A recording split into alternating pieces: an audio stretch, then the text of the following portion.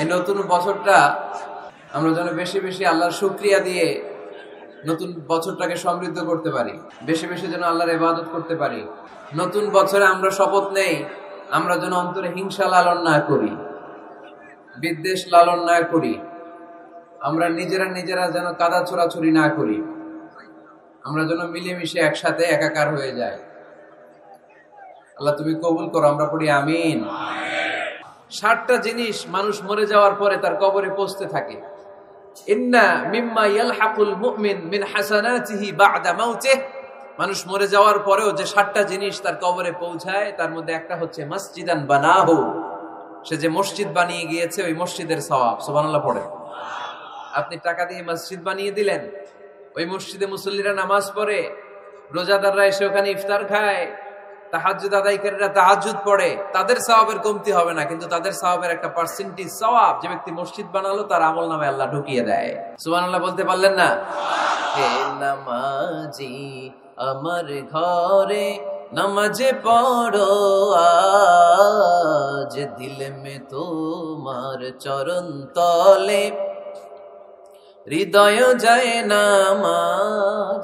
হে নামাজি আমার ঘরে নামাজে পড়ো আজ, দিল মে তোমার চরণ তলে হৃদয় যায় নামাজ। পড়েন আল্লাহু আকবার। কি সুন্দর লিখেছেন কাজী নজরুল ইসলাম। মসজিদ কেমন যেন মসজিদ তার নিজের ভাষায় আল্লাহর কাছে কেঁদে কেঁদে ফরিয়াদ জানায়, আল্লাহ নামাজিরা আমার ঘরে আসে না, কি সুন্দর টাইলস, কি সুন্দর মুসল্লা, কি সুন্দর এয়ার কন্ডিশন, সব আছে কিন্তু মুসল্লি নাই, ঠিক কিনা? মসজিদগুলো আল্লাহর কাছে ফরিয়াদ জানায়, এজন্য আমরা যেন মসজিদ মুখী হই। কি মুখী? কাজী নজরুল ইসলাম খুব সুন্দর করে বলেছেন, মসজিদেরই পাশে আমায় কবর দিও ভাই, ঠিক কিনা?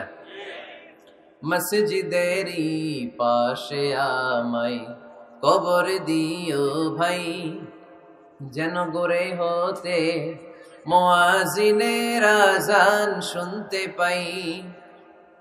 আমার গোরের পাশে দিয়ে ভাই নামাজিরা যাবে,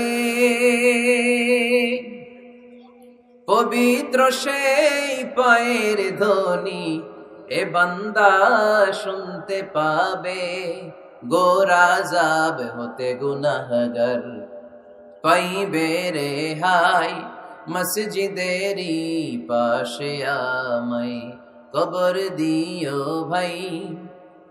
কত মানুষ নামাজি ভাই মসজিদাঙ্গিহীনাতে আল্লাহর নামের জিকির করে লুকিয়ে গভীর রাতে। আমি তাদের সাথে ওই আল্লাহর নাম জপতে চাই, আল্লাহর নাম জপতে চাই। পড়েন সবাই, মসজিদেরই পাশে আমায় কবর দিও ভাই, যেন গড়ে হতেও মুয়াজ্জিনের আযান শুনতে পাই। চিল্লায় পড়তে হবে আমিন। কি দরদ ছিল আমাদের জাতি।